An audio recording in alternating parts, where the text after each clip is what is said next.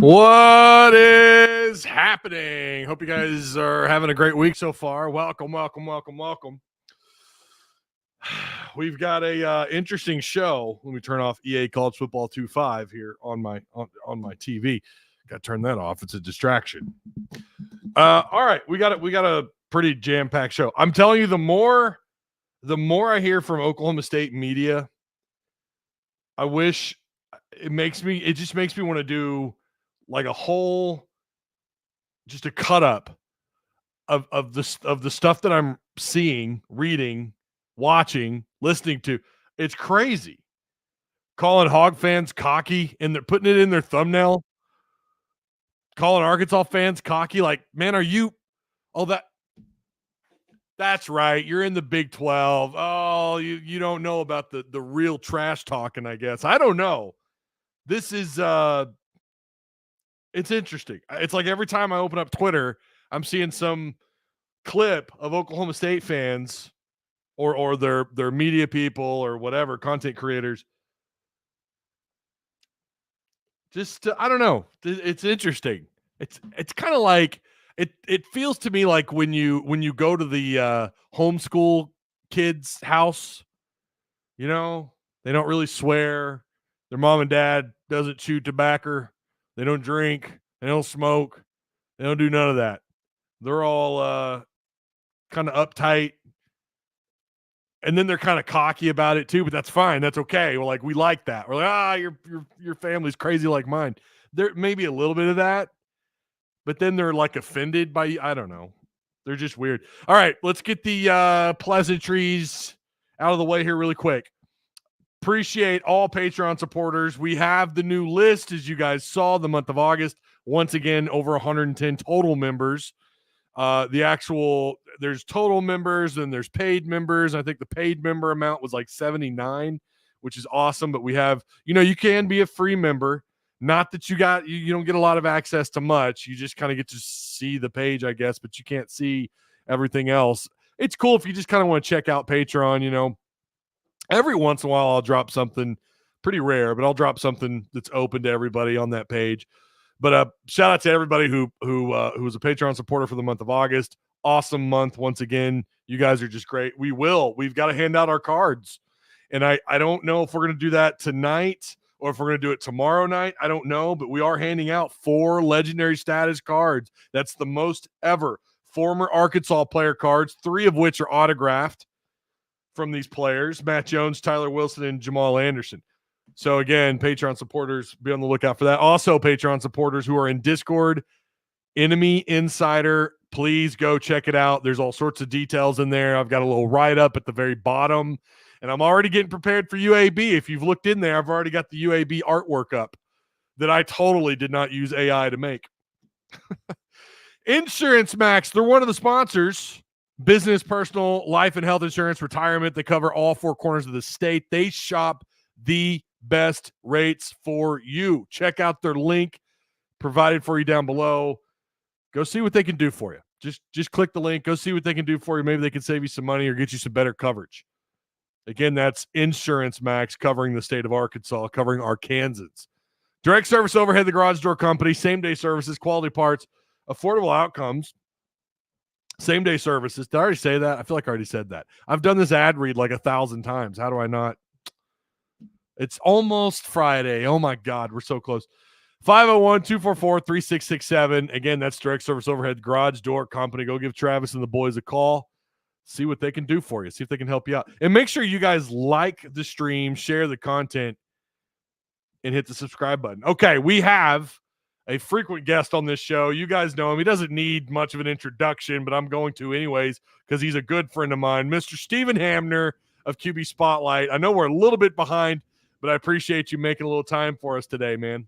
My guy, always happy to come on and jump on and talk Arkansas football. Good to see you, dude. And the ad reads, I mean, you do 1,000 a day. Sometimes it takes 1,001. You know what I mean? So I'm telling you, I've got people that kind of complain about the intro, or they complain about how long it takes to get to the content. And it's like, bro, we got to make money somehow. Right. I'm going to give my Patreon subscribers, I'm going to give them their role, their names. They like that. I get people telling me all the time, I appreciate you doing that.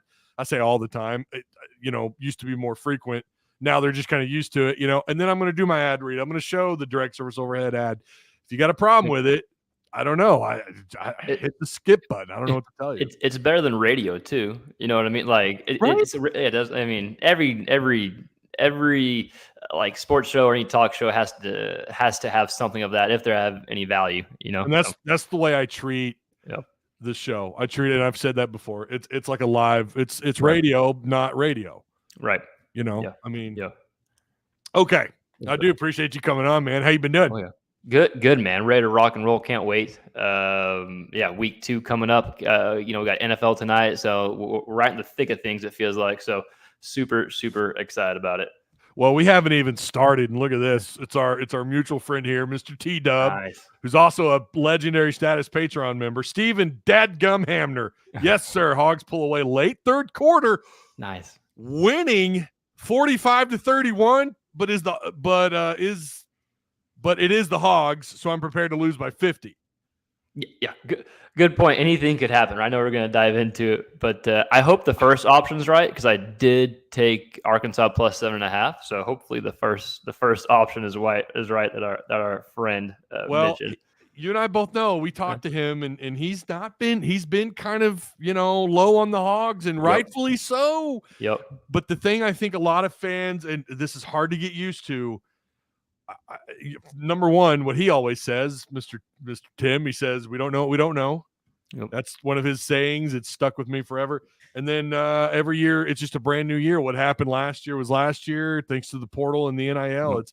It's a whole new year. I definitely believe, this is funny to say, based on the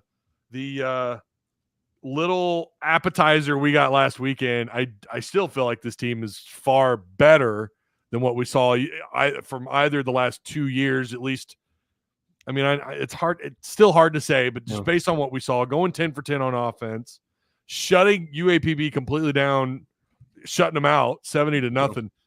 I don't know that either of these two teams, or either of the last 2 years, Arkansas would have done that. Yeah, no, I agree. And also, I think like going into the season, I think I'm a bit higher on Arkansas than I was initially. And part of it's UAPB and the ceiling of Taylor Green, but another kind of part of it is maybe people, me included, were too high on other SEC teams to begin with, right? Texas A&M, Florida, whoever it may be. Like, there's a lot of teams in the SEC that maybe aren't as good as we thought they were going in. So I think that gives Arkansas even better shot to potentially be better as well, if that kind of makes sense too. So,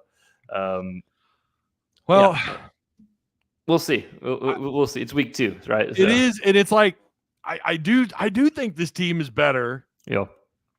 I guess that's the ultimate question, is like how much better. Yeah. And everyone else, you could say the same thing about several SEC teams who I thought several SEC teams passed Arkansas, if not most of which who are on their schedule passed them in the offseason. But Arkansas may have gotten better where it counts the most. Yeah, and I will say this from like an outsider's perspective looking in, I feel like there's actually some more excitement this week and heading into, and like last year there was already like pessimistic kind of feelings kind of creeping in the fan base, just from my point of view. So, maybe maybe Arkansas surprises people, and like we talked about yesterday, like Arkansas is probably good for an upset this year, at least one big upset, right? Even if they struggle and win 4 games only, one of those wins is going to be against a team that's like double-digit favorites. So, but like you said, we don't know what we don't know, but we'll know more after this weekend. That's for sure. Oh gosh, yeah. You're going to know a lot about your football team this weekend. Do you buy, and I'm hearing this a lot, that this game makes or breaks the season for Arkansas? Because I don't, but I want to know your thoughts on that. Do you think this makes or breaks them based on who they have left? We know Sam's on the hot seat. I don't think right now it does. I think you can make that argument after the season, looking back at this season, maybe saying, hey, that game really steered us in one direction. But I think it'd be way too early to tell because you still got winnable games in the schedule, right? Like UAB, Mississippi State. Like you got when you got another G5 school later on and some other SEC opponents. A&M's not looking like they may be all that. Auburn's winnable, so you have like winnable games on the schedule. Now, I think it could definitely bring some encouragement moving forward.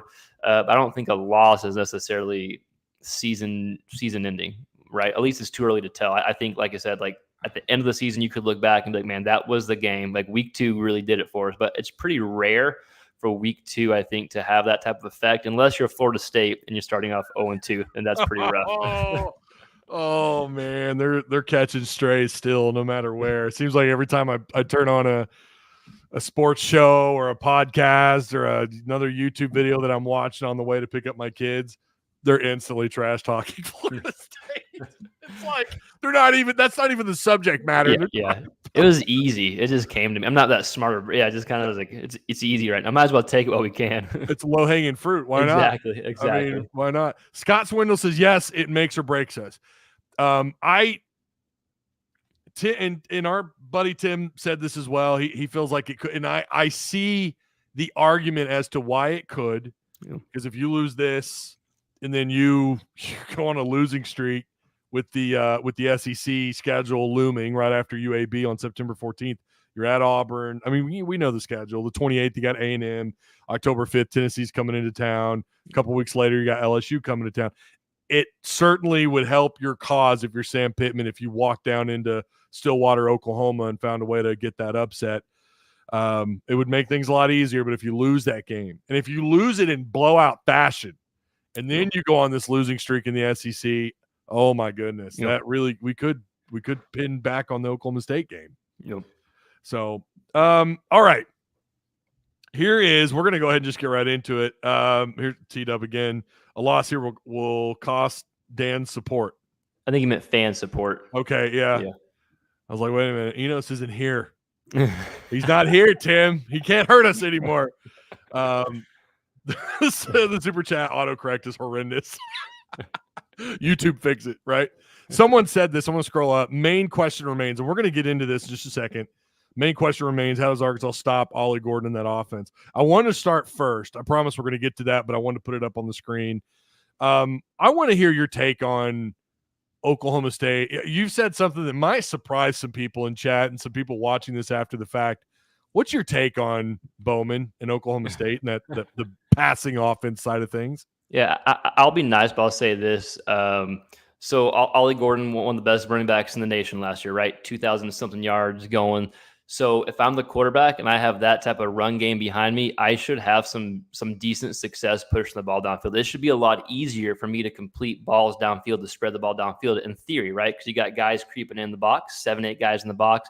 You should, in theory, have a decent chance. You should, in theory, have an advantage and push the ball downfield, right? But last year, Bowman, his yards per attempt were 6.9. He had like 7 games where he didn't even throw a touchdown pass.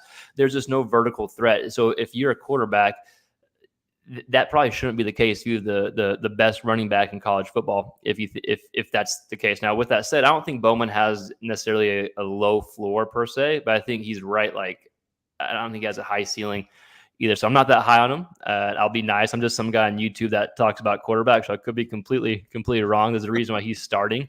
But if you go look at the numbers, look at the pass game, like his percentage off play action wasn't even great. I think he had 10 interceptions off play action, or I could be butchering that, but roughly around that, which shouldn't be the case if you have a run game as good as Oklahoma State has. In fact, I thought it was pretty impressive. They made it to the Big 12 championship with Alan Bowman at quarterback. Maybe that's a bit harsh, but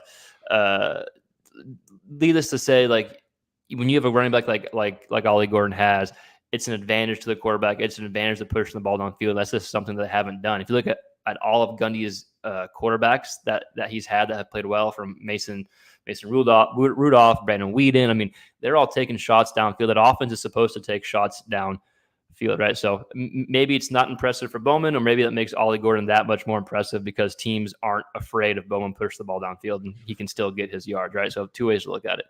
His now again, Patreon supporters already have a heads up on this because I did a write-up, a little short write-up, and I've got a new page. It's called Enemy Insider. It's only to Patreon supporters in Discord, and I kind of broke down a little bit some of what he did last year, just to give you guys an idea here, under pressure, he graded out, according to PFF, 41.8. Now, yeah, under pressure, your numbers are going to dip. Of course they are. His numbers took a giant shit. 32% completion ratio while under pressure. Now, another thing that stands out, and I don't know if I'm looking at this wrong. I don't know why no one's talking about this. They don't give up a ton of pressure. 7 sacks all of last year, if I saw that right. Yeah, I think, not to interrupt, but out of all his dropbacks, he was only under pressure less than 20%. Hurries, throwing the ball away. And that's another thing. Like, usually if you a quarterback under pressure, you're going to have interceptions. You're going to have maybe not great play, but he didn't have much pressure. And he still probably, I think, led the Big 12 interceptions for 14 or whatever it was, 14, right? So, yeah. So it's like everything adds up for Oklahoma State being really good, except the guy under center. Yeah. But you could be better, right? Like, you could have developed me better, but it is year 7 for him. So I don't know. My God, he's played college football as long as my youngest daughter's been alive. I mean, she's 9, she'll be 10 in next month. I mean, that's crazy. He's been in the league or college forever. Forever, right? So he could come and rip it, right? Like, there's still an opportunity to come and have a really good season.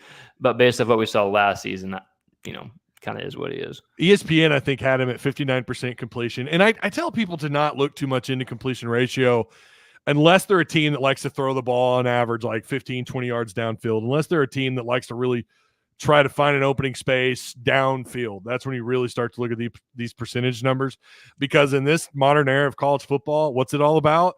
It's all about RPO, bubble screen, short throws.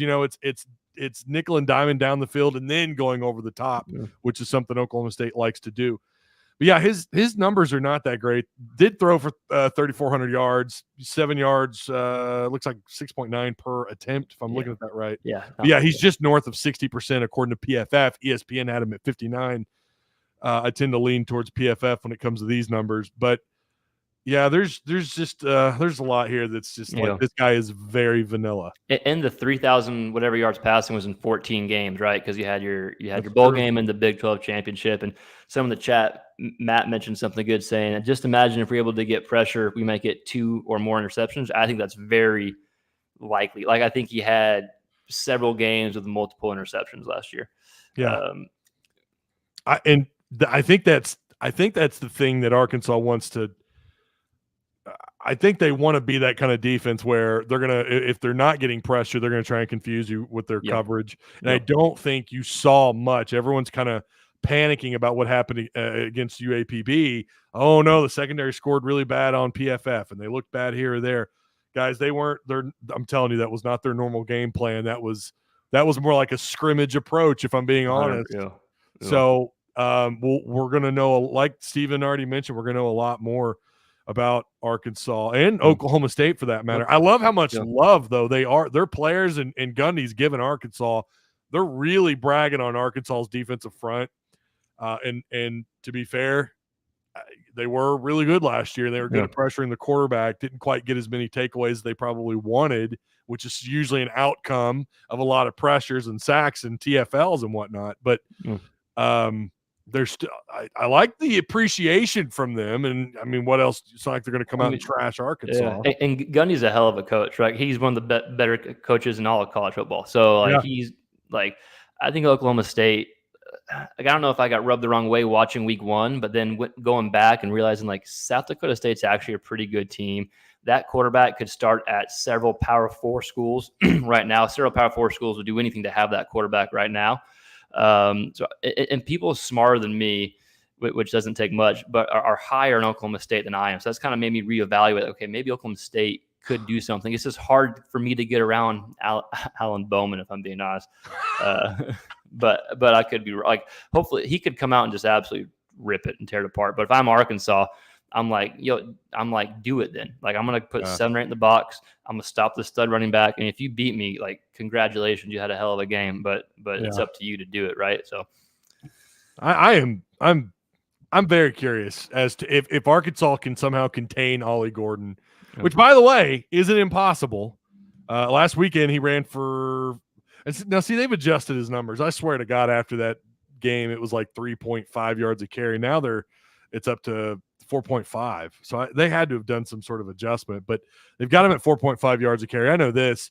For most of that game, this guy's average yards per carry was sub 4 yards, and he got the ball 28 times. They ran the ball 39 times for 149 yards. So how important, and I know this is going to be the most obvious question, but I got to ask, how important is it to contain Ollie Gordon when it comes to making sure their offense doesn't just spread itself open? Because it feels like that's what could happen.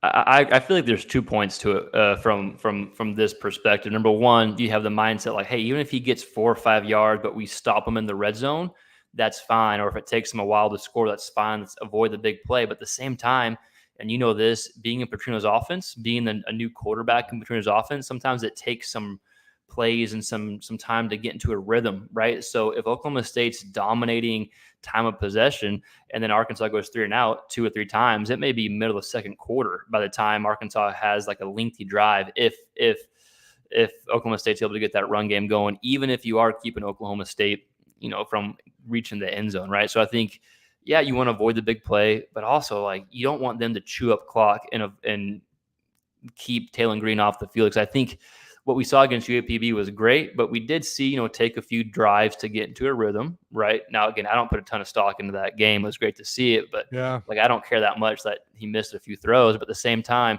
it could take you a little bit to get into rhythm. You're going against Oklahoma State where the fans and the stands like aren't huge, but it's like right on top of you. Like if you watch a game, you'll see how close the stands are. It's probably going to be a little chaotic, especially compared to what, he did in the Mountain West. So you want to stop Gordon. You want to avoid giving up the big plays, but at the same time, like you don't want them to eat clock, take 7-8 minutes down to, even if it's just a field goal, right? I think that could hurt Arkansas's offense if that kind of makes sense. Kind of a twofold approach. Yeah, no, I get it. Yeah, I mean that is probably, I guess, the approach for Arkansas. If I'm doing install, it's to maybe try to you're not so much concerned about Bowman's ability to do much with his feet. I think his entire career, I don't know if the guy even, I might be wrong, but I swear I think the guy's run for like 150 yards his entire career that spans 7 yards or 7 years. Yeah. He's not much of a runner. So you're not so much concerned about outside containment on him as you are just trying to deal with Ollie, not letting him break loose, not letting him do his thing. This kind of reminds me a little bit of when Arkansas played a couple of years ago. It was a different team, right? Much, much better team in terms of talent when they played Texas. And Texas, back in 21, was told, Arkansas was told that the running back they had on their roster was going to take care of business. He was going to run them over. And he was key to containing that offense. And that's exactly what Arkansas did. That running back was Bijan Robinson. He's currently he's in the NFL with the Atlanta Falcons. Arkansas held him to under 70 yards rushing in that game. This feels similar. Like if you could do that, because I think he is. I do believe Ollie Gordon is I don't know. I mean, I know they like him in the first or maybe the second round. I think he's a little bit, I would probably put him somewhere in the third or second round, but whatever. I mean, you're splitting hairs once you get there. But this feels like that sort of approach. Yeah. It's a Big 12 opponent, which Texas was. Now Texas, again, vastly more talented, but they are a good football team. Oklahoma State is. Texas then was year one under Sarkisian. I get that. But they contained him, and Texas was just struck. And of course, KJ Jefferson was on fire, and Arkansas just did what they needed to do on offense. But this feels like that similar kind of approach. Yeah. If they could contain Ollie, then maybe they have a really good shot. I agree. Yeah, I sell out to contain Ollie, and if Bowman beats you, then shake his hand after the game. It probably wouldn't even be Bowman beating you. It would be Mike Gundy being creative, finding a way, because that guy can coach. So yeah, that and you talked about this before. Their offensive line, like that's probably their strength, right? Obviously, Ollie Gordon, but you combine Gordon with offensive line, like that offensive lineman can take over the game. Well, and they're all super seniors. You're right. Everyone on that offensive line, they're all super seniors. Yeah. And we know what they can do in terms of pass protection. However, it's kind of like what Gundy said, talking about the defensive front. They're probably not going to face something like this again. And I love that they acknowledge that, because in one way they're acknowledging the Big 12 sucks. I'm sorry. I promise I want them to be good, Steven. I do. Yeah. I want the Big 12 to be good. They're not good. It's not a good conference. However, Oklahoma State is a good football team. Yeah. I will give them that. It's a fun competitive conference, but not an elite conference. It's not. There's no heavy hitters. And someone said without Utah, they're not even – what did they say? Without Utah – I'd have to scroll up quite a ways. They're not funny. The Mountain West. I saw that too. Yeah. Or they're the Mountain – yeah. I don't know if I agree with that. No. I mean, in the traditional sense, they are a P5 conference. My thing is I don't know that we don't have 5 power conferences. We don't have 4 power conferences. I think we really have 2, the SEC and the Big Ten. Yep. Why are people worried about Oklahoma State offense? This is a pretty good question. They can only run 3.9 yards a carry against a sub 300 D line. He's talking about weight. Yeah, they were talking about how small those guys were. 200. They're their own players. Oklahoma State was saying that those guys were like 270. Now we're going up against some bigs. Yeah. If you're Bobby Petrino, what is your approach to this game? Yeah.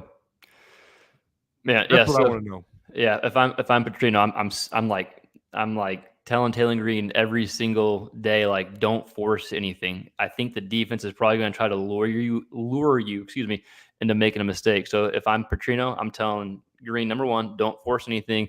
Number two, let's see if we can get this run game going. If we can get this run game going, I feel good about maybe some deep throws off play action, something that Green is probably better at throwing, and something that South Dakota State's quarterback did fairly well last week against Oklahoma State was throwing off of play action. So those are kind of my 2 things. Like, if you can get the run game going, as cliche as it sounds, I think that helps Green. But the main thing, if I'm talking to Green from a quarterback perspective, is like, don't let them lure you into throwing an interception. Don't let them lure you into making a mistake. That's what they want to do. I could see them dropping 7 or 8 guys and trying to get Green just to make a mistake and confuse him. That's kind of his MO, at least at Boise State, right? I think it's good to remember, like, even though it was great last week, the MO at Boise State against these better teams was kind of like inconsistency, interceptions, and not being very accurate. So just don't lure them into making you and having you make a mistake. Let their quarterback be the one that makes the mistake.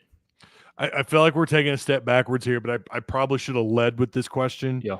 I know you watched Arkansas last weekend, and this is your specialty, my friend, is breaking down offenses and quarterback play. And I know, again, it's UAPB, so on and so forth, et cetera, et cetera. 16 to 23, 229, 2 touchdowns. He ran well. What was your in-depth take on Green's performance?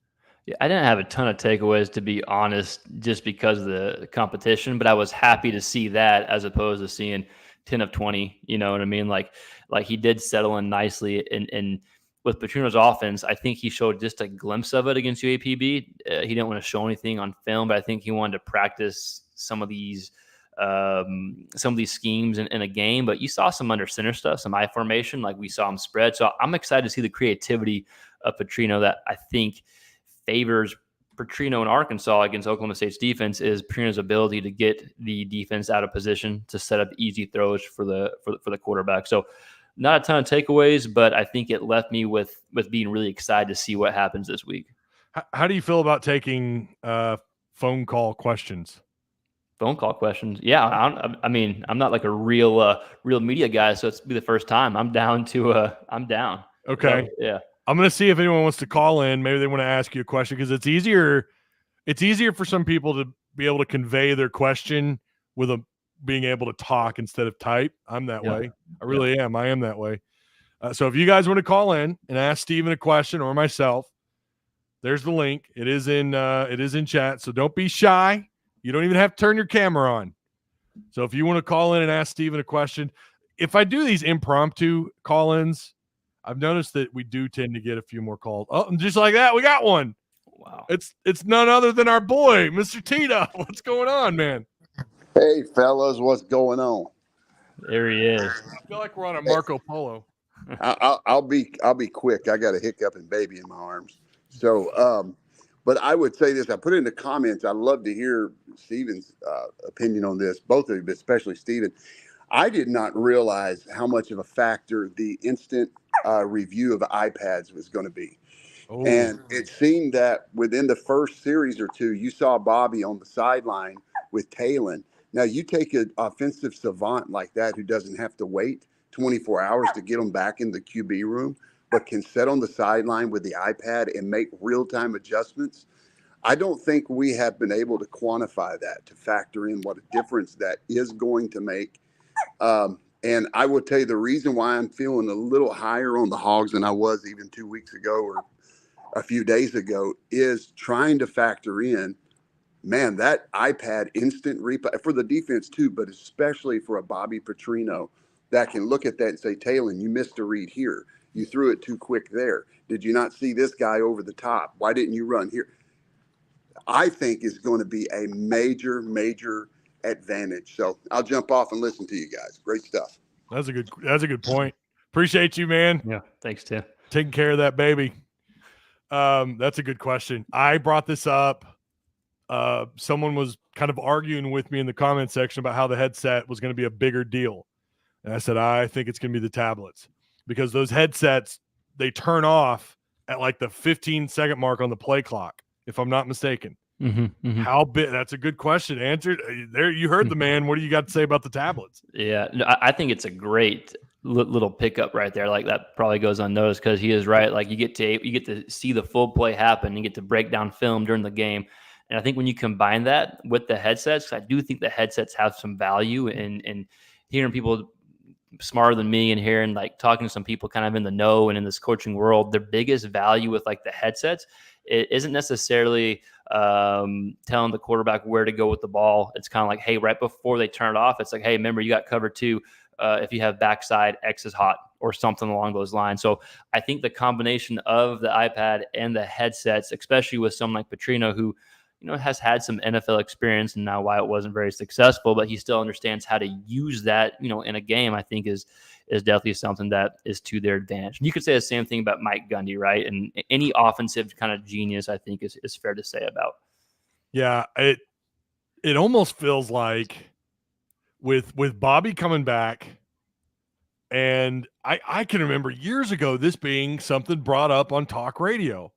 Could you imagine Bobby with the ability to talk to his quarterback with what they do in the league and having the tablets, which I think they had at the time when he was here, if I remember right. They've had those tablets on the sidelines, I think, for a while in the NFL. Yeah, yep. I could be wrong about that, but I seem to remember that coming up on listening to like Bo Mattingly. We got people calling in left and right. Holy cow. All right. Dr. C's up next. Remember, guys, keep it clean. Ask your question. Hey, how's it going? Ty and I'm sorry I didn't catch the other gentleman's name. Bro, this is Stephen Hamner, the Stephen Hamner from QB Spotlight. How rude of me. How rude of me. But hey, a quick comment here, and I want to hear you guys. I'm excited about the game. I was really excited about how we played. There are people saying that we're going to win the national championship in the in the comments after the game last week. But if we look at this game with Oklahoma State, I know they're ranked in the top 25, but aside from the non-conference games and maybe Mississippi State, this is probably the easiest game that we're going to have all season. Is that an unfair take? That's an interesting take. Yeah, I think it's a look at A&M. You got Auburn's always difficult. Tennessee is going to be a contender. LSU, enough said. Ole Miss, their defense this year is supposed to be legit. Texas is loaded, and Missouri is a top 10 team. You might be right. Yeah. Because A&M played Notre Dame. It's not like they played some chump. And Notre Dame is a legit playoff contender. And Mike Elko won at Duke. Think of that. that tells you something. Yeah, you're not wrong. Yeah. Hey, all right. Are you in Discord? No. Okay, never mind. Okay. You should join. If you are a Discord member, listen, if you guys are in Discord, you're gonna get your name put on a call-in wheel if you call in. And that wheel has no negatives. It's gonna be positives. It's gonna be plus X amount of XP and maybe something extra. Just keep that in mind. If you call in, your name is on that list. Dr. C, I appreciate your call, man. Anytime, guys. Thanks for the show. Love it. Take care. Bye. So what do you think of that? Yeah, I think with the exception of Mississippi State, depending on what you think of Mississippi State, this could definitely be the easiest team you have on your schedule besides the non-conference. It just depends on what you think of Mississippi State. So I'd probably say Oklahoma State's probably a notch up from Mississippi State, but that would be the only game that, and I think A&M is still kind of a question mark because of their offense. It is Elko. But the defense, that the talent that A&M has just as a roster, like that's a top 5 talent team, not top 5 team, but like talent, like they could on accident play really well. You know what I mean? So that's actually a good point. That's a very good call. All right, Cade, you're up next. What's going on, brother? What's up? Okay, sorry. On the lawn? Yeah, I'm on the lawn. Sorry. Okay, I turned it off. Love that. Okay, so cold beer. okay, so I had some questions. So I haven't really paid a lot of attention to Oklahoma State. So I had some questions for Mr. Steven about the quarterback. So to be honest, I don't even know who the quarterback is. You're not missing much. Don't worry. Okay, so I'm kidding. My first question for that is: you think Talon is better than Oklahoma State's quarterback? I do, potential wise, big time, definitely ceiling. Yes. Wow. Okay. Yes. Okay. And then so the spread. I know y'all don't really do like the gambling stuff, but it's not for yeah. Oh, you do? Okay. Oh, I love that. Well, Yeah, I just like to pay attention to it because of like the Las Vegas, like they're usually pretty close, but it was like 9.5 and now it's been bet down to 7.5. I feel like we easily cover that. What do y'all think? 8.5 is what it's at right now, right?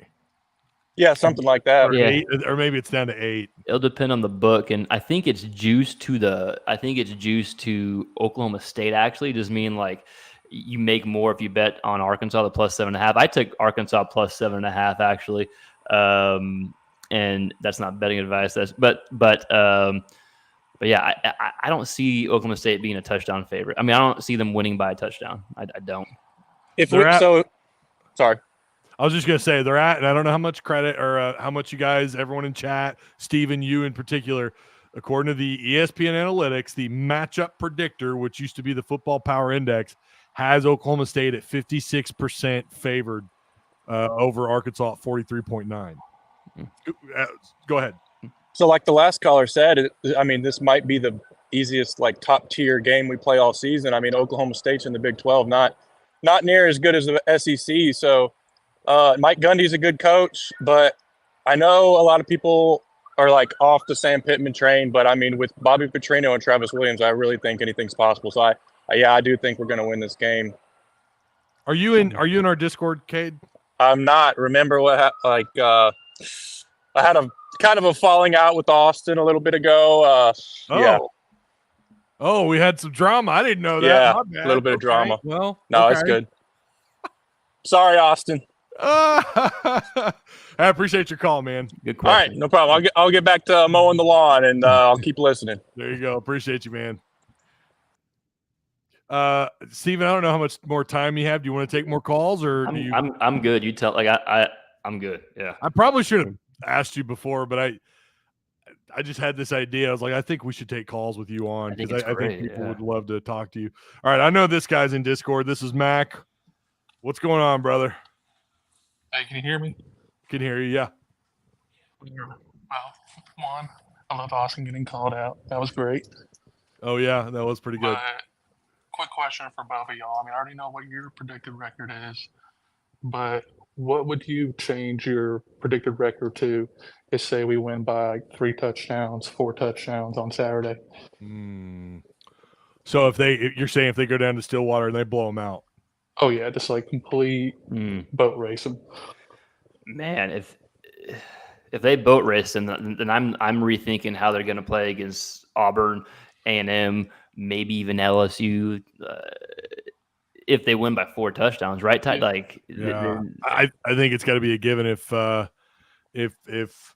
you go down there, and we know I'm pretty sure it's going to be sold out. That can be a pretty hostile crowd. Big time, yeah. So, man, I don't know. I guess maybe it'll depend. Is it more Arkansas dominating the game, or is it Oklahoma State slipping up? I think it's more domination. I think Satania has a punt return touchdown and a receiving touchdown. He'll be the So star of the game. what would your win total be then if it happens, if they win by 4 touchdowns or so? Right. Well, before that, I'm fluctuating between 8-4 and 9-3. Okay. I might be tempted to go 10-2.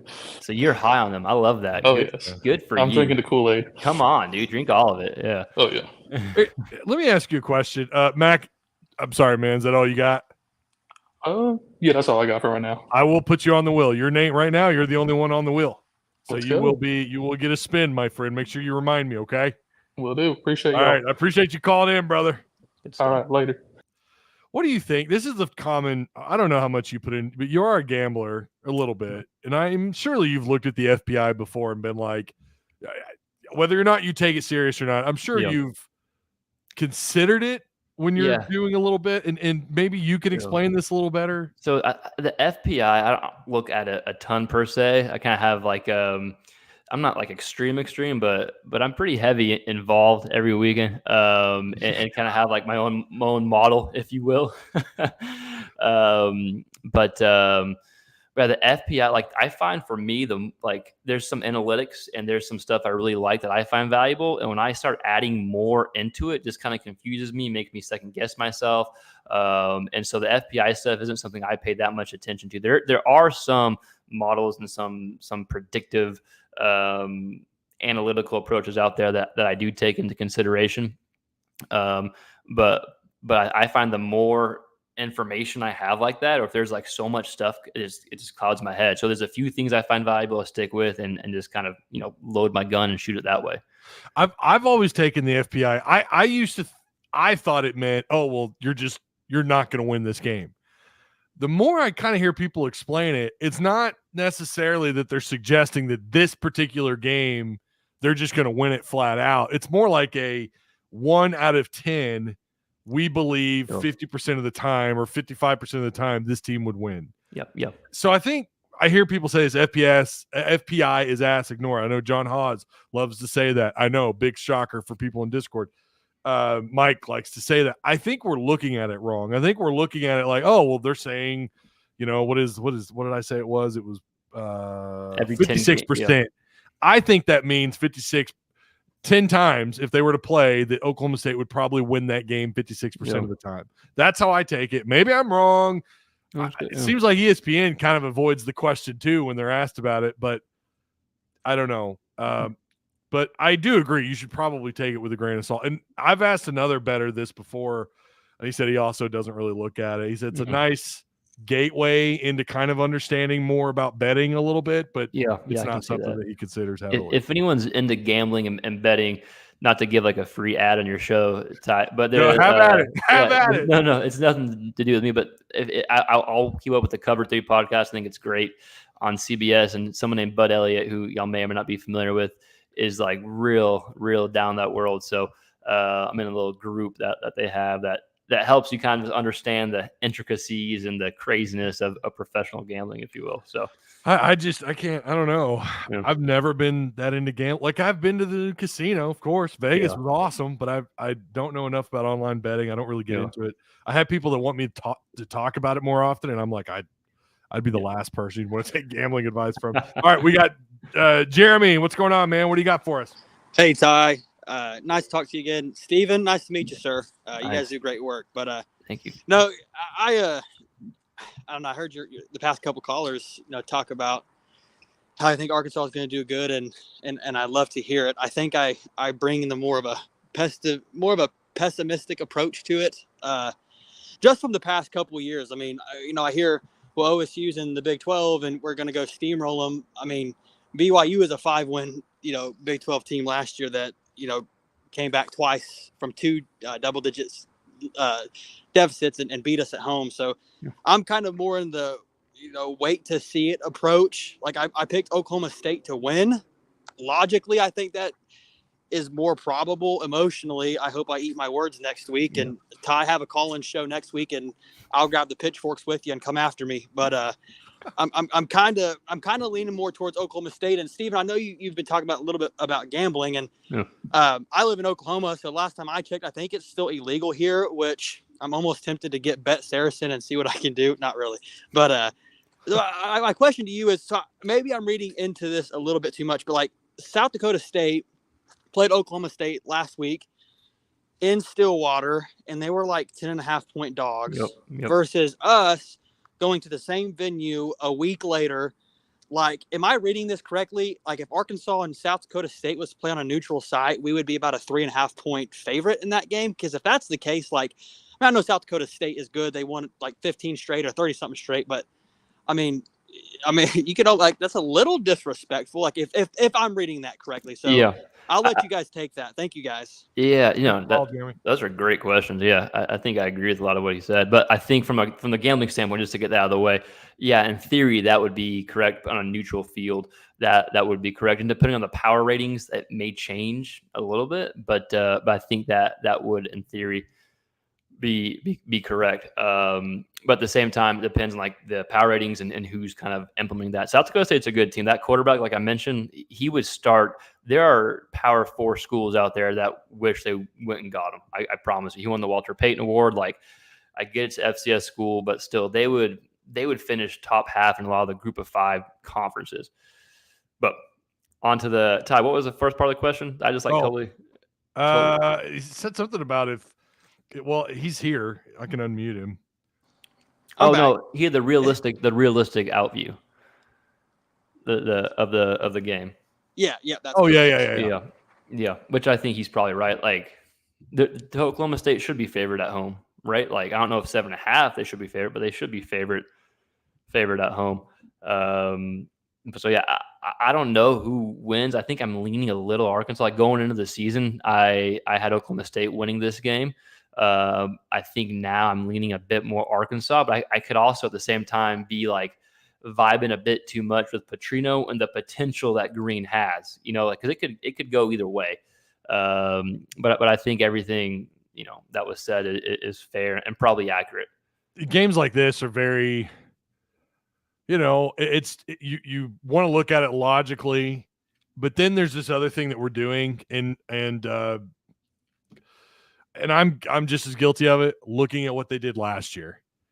Yeah. You can't do that. This is not the 2023 Arkansas Razorbacks. However, Oklahoma State returns how many seniors? How many super seniors do they have on that offensive line? They've got Ollie Gordon in the backfield, who I believe is a top 5 back in the country. Of course, I mean, he's first team All-American, so that's not breaking news.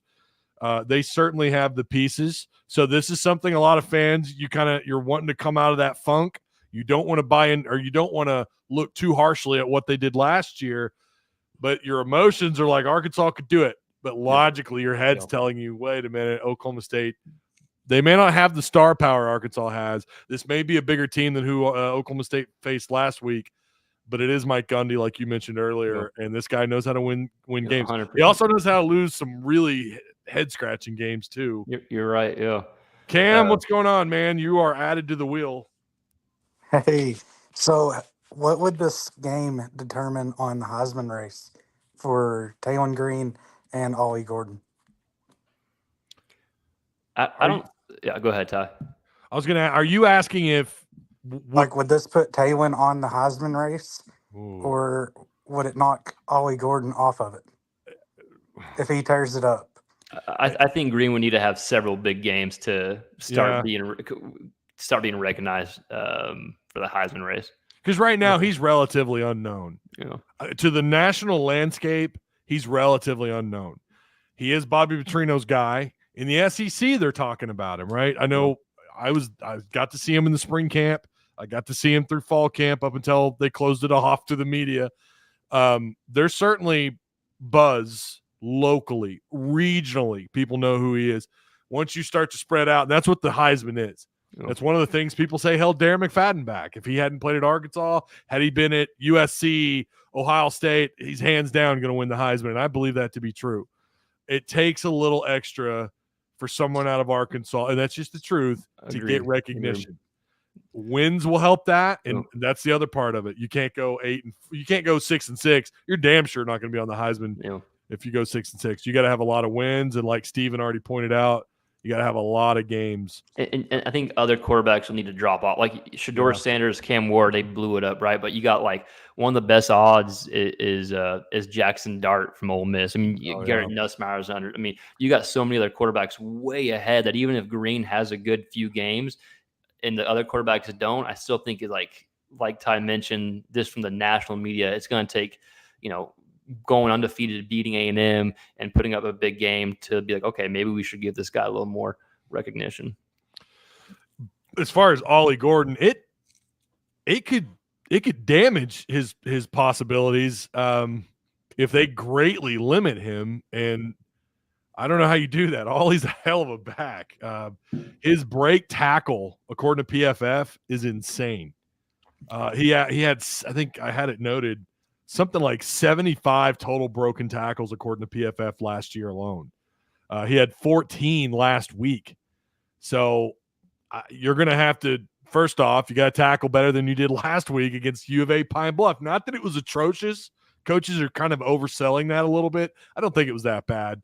But you need to do better. But if you completely shut him down, it could damage him a little bit. But here's the thing. I'm going to continue to trash on the Big 12. It's the Big 12. He's going to rush for 190, 220, 230 against these low talent Big 12 defenses. That's the truth of the matter. Don't come at me, Big 12. I've already got them all pissed off on Mark Rogers' show. He said it, not me. So y'all getting his mentions and DMs, not mine. I've yet to have them get my DMs, which is surprising because when I go on Mark Rogers, they get testy. They don't like it. That's just, hey, one man's opinion. I could be wrong. And listen, the Big 12, there's a couple teams I think might actually surprise people. My problem with the Big 12 is there's no traditional powers in that conference. The middle of that conference switches out every year. 1 year TCU makes the playoffs. What do they do the next year? Right. That's just what the Big 12 is. That's not a power. They're not a Power 3 conference. They're not. However, Oklahoma State is really good. Cam, you got anything else for us, man? You're on the wheel. You'll be on the wheel. If you got anything else, go ahead. Oh, no, that's it. Okay. Well, I appreciate you calling in. If anybody else wants to call in, the link is in the chat. You may have to scroll up there, but if you want to ask myself or Steven a question before we get off here, looking at this game, looking at Oklahoma State, nothing's changed for me. I do like Arkansas in this game. I have, just reading off of my Enemy Insider here. Let me throw this at you here really quick. Yeah. Just some game notes. Ollie Gordon, obviously you look at Ollie Gordon's inside analytics, the thing that pops out from last year and his week 1 matchup, the guy breaks tackles almost always. He broke nearly 70 tackles last year, 14 alone, like I previously mentioned, against South Dakota State. Arkansas they did miss several tackles last week against UAPB. We'll have to up the tackle game versus Ollie, or OSU could establish the run game, which could be extremely problematic for most of Oklahoma State's opponents. And again, it's not so much the quarterback, but it's Gundy getting these guys in the right spots to make plays. Bowman, we've already kind of gone over that, but the guy last year, 60% pass completion. But, when it comes to throwing downfield, he can find spots. He can, but it's not as consistent as they probably want. Oklahoma State on defense. If you guys are curious about what they've got going on, again, this is in the Insider or Enemy Insider Patreon page and Discord. Linebacker Nicholas Martin made several preseason All-American lists, 2nd to 3rd team. From what I could tell, he's an absolute tackle gobbler. Yes, that is in the notes. That is there. You can see it. This bro had 133 tackles a year ago, 6 sacks, 2 picks, and a forced fumble. Not relatively big, a typical Big 12 linebacker, around 5'11", 6 foot, 220 pounds. But don't let that fool you. This slightly taller Sam Al-Jabutu, Arkansas OG fans know who I'm talking about, gets results as mentioned above, had 7 tackles and a sack last week alone. I have Arkansas winning this game 34-27. Nice. So that was the write-up. That's not all of it. Again, you could check out more insider analytics that are right there in front of your face. I will not post the PFF picture, their grades, because that is exclusive to PFF. You need to have a subscription to see that, but all the other stuff is open to the public. If you just watch the game, you can see it there for yourself. Do you have a score? I mean, you said you're leaning towards Arkansas. Do you want to give a score? I have been leaning towards Arkansas, but I think I'm going with Mike Gundy at the very end. I think there's like some. I know Arkansas, but I love like I want them to win. But I'm just thinking it's. So I think the total is like 62.5. Some bet up pretty high, and I think it's going to be right under. I think Ollie Gordon is going to be able to control the clock, and I think at the very end it's like a 30-27 game. So hopefully Arkansas fans still like me. You want to? I think they do. You're really big on Taylor Green. They'll forgive you just because of that. Yeah. And you're on this show. You're part of the extended family. I hope I'm wrong. I'm just like, I don't want to get too caught up in like, oh, okay, Arkansas. Like I told, like Gundy is a hell of a coach. It's at Oklahoma State. Like I can see the offensive line really just like controlling the game. Ollie Gordon's doing just enough, and then the very end of the game, Oklahoma State's able to keep the ball. Maybe there's like a coaching error on one side or something, but and that's kind of how I see it. But to that argument, you could very well have a point when it comes to Ollie Gordon controlling the line of scrimmage, and here's why. Hog fans, anyone who watches my show, they know this. I have harped on this quite a bit. I have an issue with the depth at the interior defensive line spot. So if they can abuse that defensive line, wear them down, it could get it. Yeah, it could make controlling. I'm not saying that it's going to blow you open there. That all of a sudden Ollie Gordon's going to rush for 280 yards. Knock on wood, but it could create issues and make it easier for Oklahoma State to control the clock, control the tempo, control the pace of the game. That's where I'm concerned, and that's. Yeah, that's where I just can't fully, like athletes-wise, I think talent roster-wise, like Arkansas's probably got the athletes, and this may be the toughest, if not the toughest, this is like a top 2 or 3 toughest team Oklahoma State's going to face because of the Big 12 schedule, like you mentioned. So, yeah, it's just hard for me to get the offensive line, Ollie Gordon, just Mike Gundy from like officially picking against them, even though I hope Petrino and I hope Green, I hope they go off. Like there's nothing funner to me than watching a quarterback single-handedly take over a game athletically, like big plays and just sling the ball downfield, which Green has that's what he fits. But still we gotta see it. So he can take off and run too. His athleticism, I mean, it's almost off the charts. Like it's Matt Jones' athleticism was off the charts. It was off the charts. He was a freak in nature. However, and I don't know, I might be eating my words. I think Taylor Green is a better, just pure passer than Matt Jones was. Matt Jones, that's why the guy was drafted in the first round as a wide receiver, not as a quarterback. We got Chris coming on. What's going on, Chris? Hi guys. My name is Chris from Oklahoma, and I'm a big Arkansas fan. And I just wanted to give my take on the game. Okay. I got Arkansas winning by 21, 3 touchdowns over Oklahoma State tomorrow. Tomorrow? You mean Saturday? Yeah, on Saturday. Okay.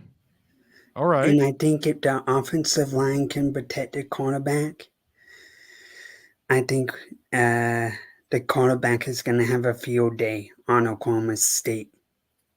Yeah. I mean, we saw what he could do a little bit last week with a clean pocket. However, it was against UAPB. Are you in our Discord, Chris? No, I'm not. I'm sorry. Oh no, that's fine. Don't apologize. And by the way, I found your show today, and I love it. Oh, thank you. I appreciate that. Yeah. And do you mind if I put something in the private chat for you, Ty? Sure. All right, give me 1 sec.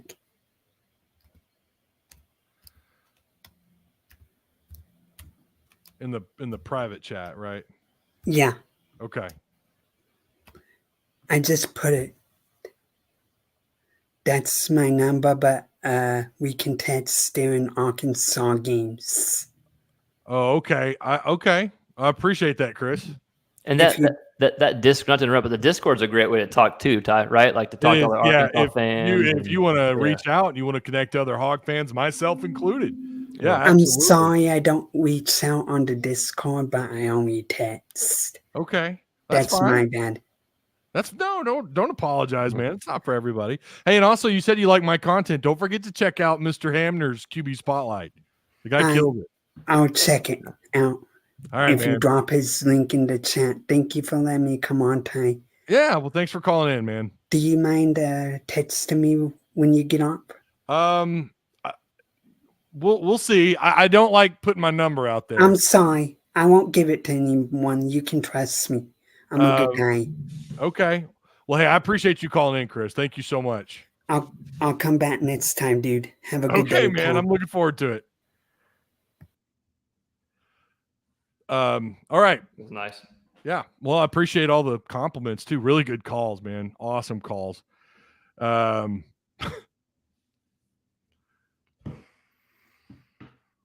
that was good. I think Boise State. This was a good question. We'll probably we're over an hour here. Ty, are you more worried about the offense or defense of Arkansas? Well, I'm more concerned. Yeah, I agree.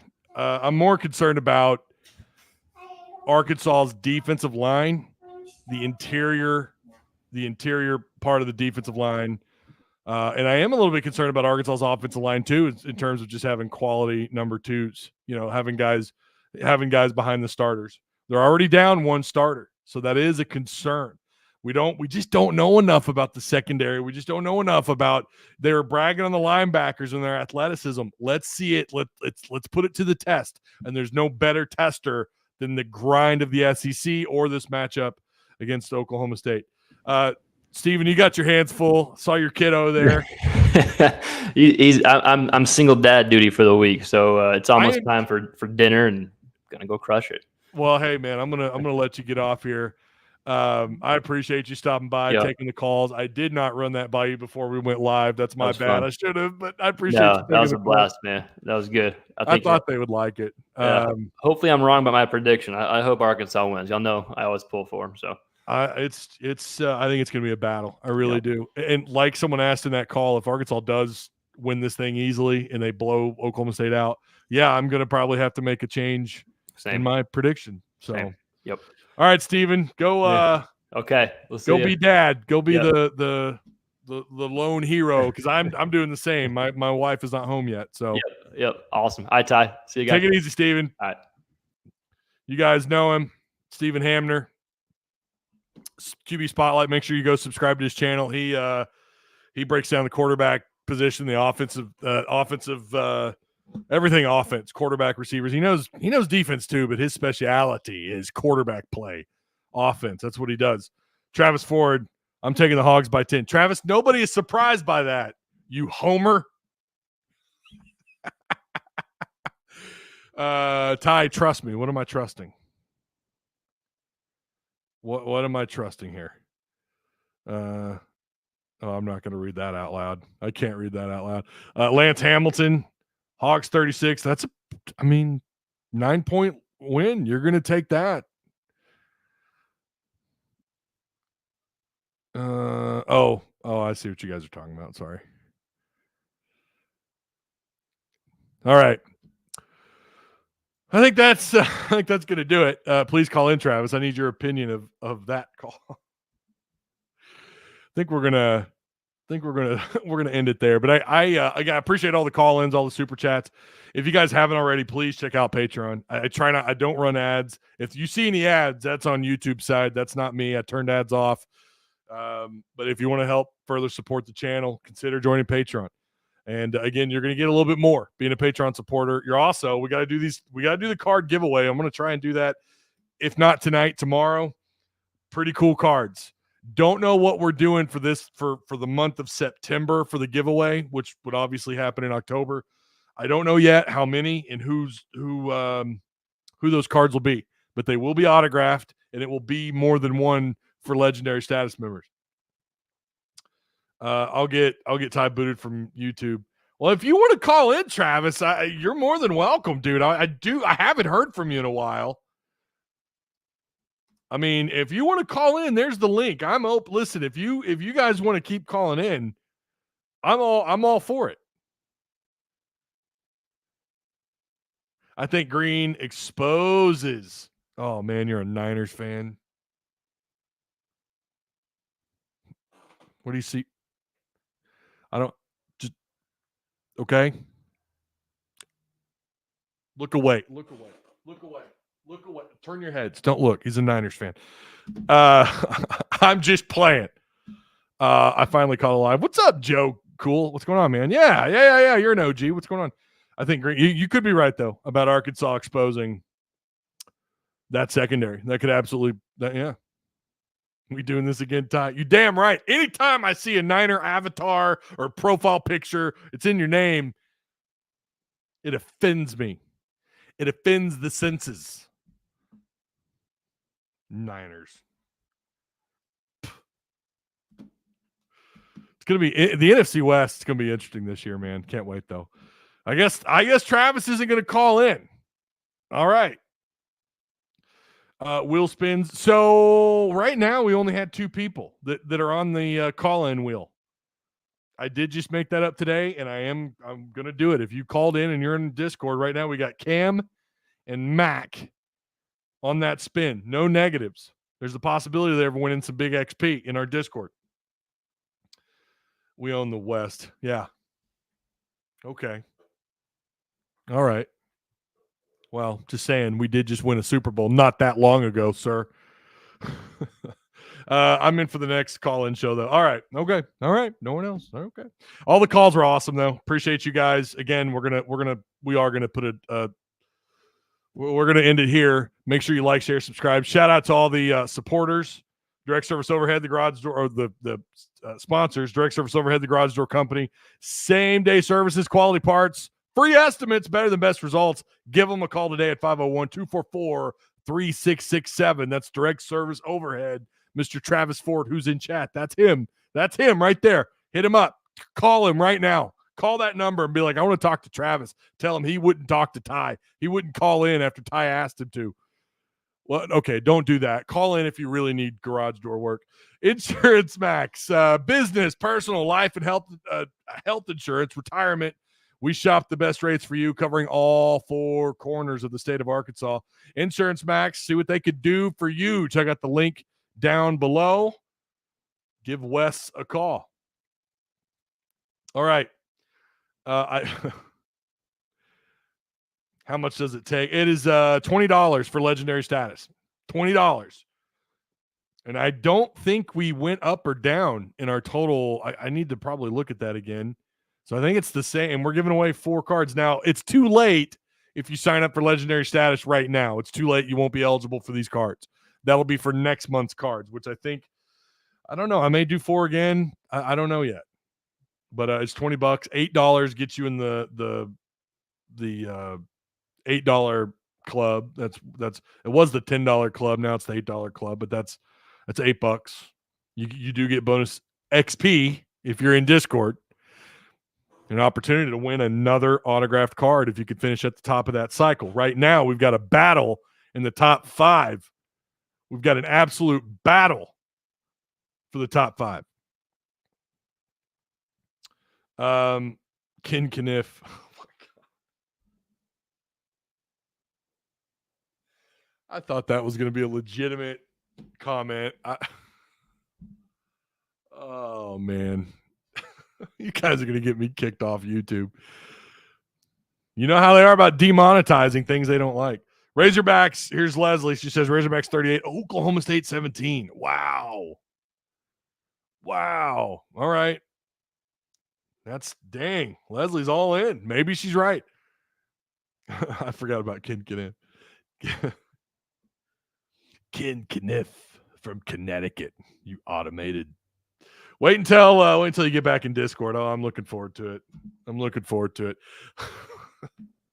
I see I'm getting tagged. I see the alerts down below. I see them. 42. Brady says 42-21. Arkansas.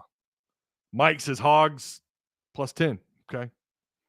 Kerper says great show. They're always great, but I appreciate it. And they're even better They're even better when you guys call in. I think those are a blast. I know you guys do like those.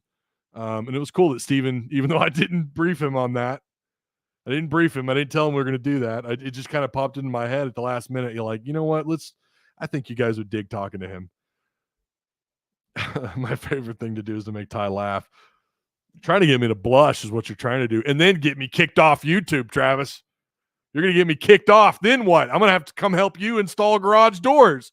I'm going to have to come work for you, bro. Go push some carts, I guess, is what I'll have to do if I lose this. Go back to Walmart. All right. Again, appreciate you guys. Please consider joining Patreon. Support your boy. And that is it. That's going to do it. I'm getting pinged left and right in Discord. Can't wait to go back and see what's going on there. I will see some of you in Discord. Remember, the wheel spins for the cards. You don't have to be present. If you wish to be there, you can be there. I will. Sometimes I forget, but I will record the winners and give you guys, or make sure I'll reach out to you and get your information so I can get these cards to you. More than likely, unless we get a guest lined up for tomorrow, I don't plan on going live. It's my kids' half-day school on Friday.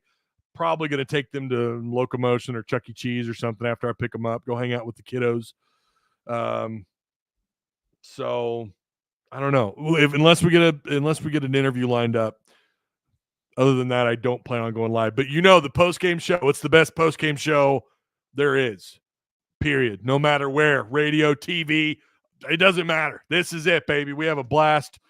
Please consider joining not just Patreon, but Discord as well. Get in on the fun so it never ends. It is free. Discord is free after all. All right. I'll see you guys. I'll see some of you in Discord.